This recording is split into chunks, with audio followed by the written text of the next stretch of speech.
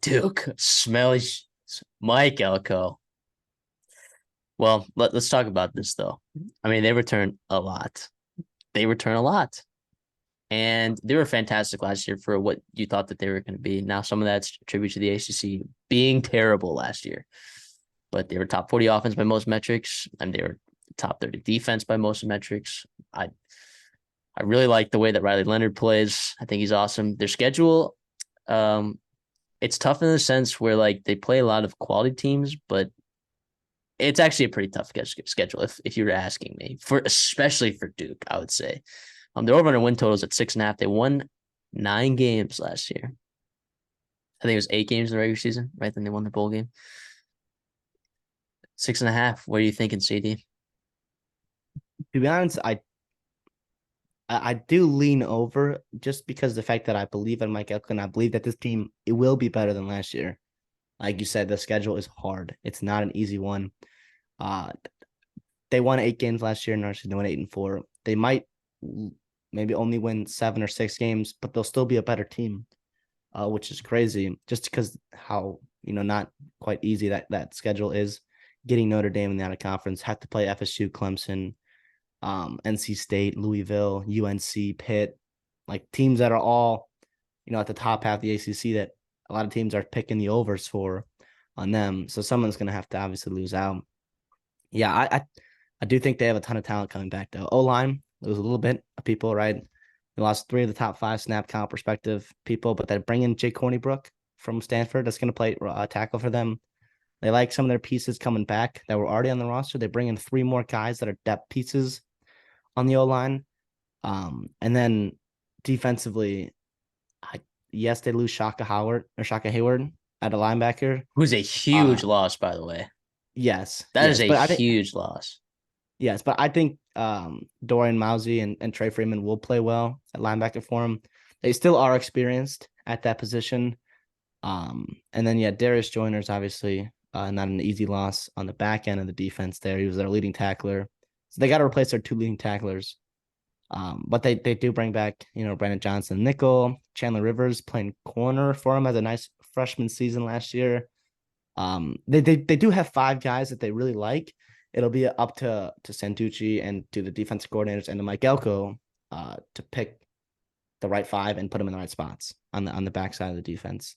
And obviously, Riley Leonard, I'm sure you'd love to talk about him as well. He's a monster. He's awesome in passing and rushing. I don't know if I love that second statistic because, yes, he is dynamic, but you do need somebody to step up. All 3 running backs from last year return, and someone needs to step up and maybe ease the shoulders off of Riley Leonard. And so it's not just Leonard back there, but it's actually a nice 1-2 punch for that running game. Right. I agree. Here's where I stand. I can't lean either way. I think this is a really good line. A lot of that has to do with schedule, right? And the one thing that makes me nervous, right? But also like it makes me nervous, right? Look, if you're not plugging holes on the transfer portal, right, then you're not using the transfer portal right, correct? But what I'm looking at here is they got 4 transfers on the offensive line. If what I'm looking at is correct, you can correct me if I'm wrong, or I might not be right. But from what I'm looking at, they got 4 transfers on the offensive line.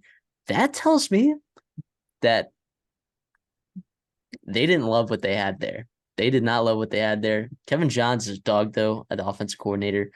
I do think the transfer portal, getting those offensive linemen adds depth, which is much needed because if they were a little bit thinner on depth, I'd say that this is a yikes alert, like potential like stinker of a season, that kind of bad, right? When you like kind of like Boston College had last year. Now Duke has more talent across the board and they're better coached in general. But also like the Tyler Santucci hire, defensive coordinator. I really do. He's an A&M guy. He's worked with Mike Elko a lot. He's a great recruiter. He's coached linebackers really well for a number of years. Now, did he lose some big-time linebacker recruits these last couple of years? Maybe, but that's not all his fault. I do think secondary, Al Blades and Miles Jones. I really like Miles Jones. He came from Texas A&M with Tyler Sanducci. Mike Elko coaching for a number of years.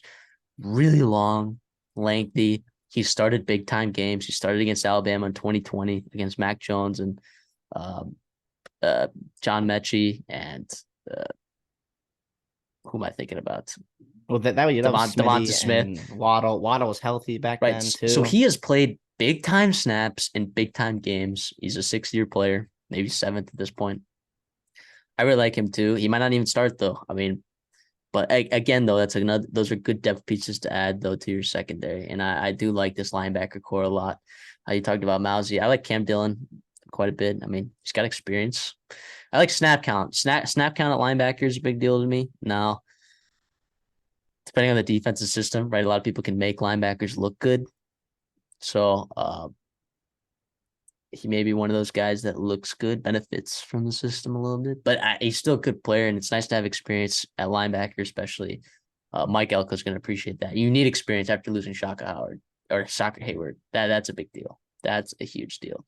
So the schedule is really tough. At Clemson, you get a home sure week 1. Like, that'd be a shock to everyone, I think, if they won that game, which helps my lean under case for Clemson. But the Northwestern at home, that's a win. Come on.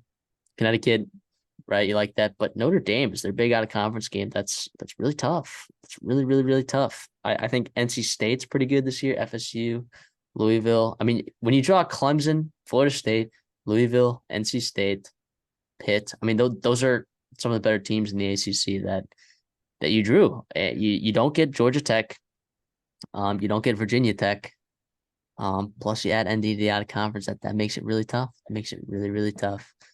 So I'm not a lean, and I think this is a great line. Anything to add Yeah. to that? No, I think you pretty much summed it up pretty well. I want to give a shout out to Jalen Calhoun, their stud wide receiver for them. I expect him to be right around 1,000 yards this year. Again, he had 870 last year.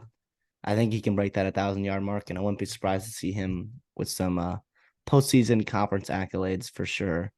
In terms of all ACC for the wide receiver position. Yeah. If that's your key impact player on offense, I'll give you. You already mentioned him, but key impact player on defense. I mean, Brandon Johnson. I would categorize him as an elite defensive player.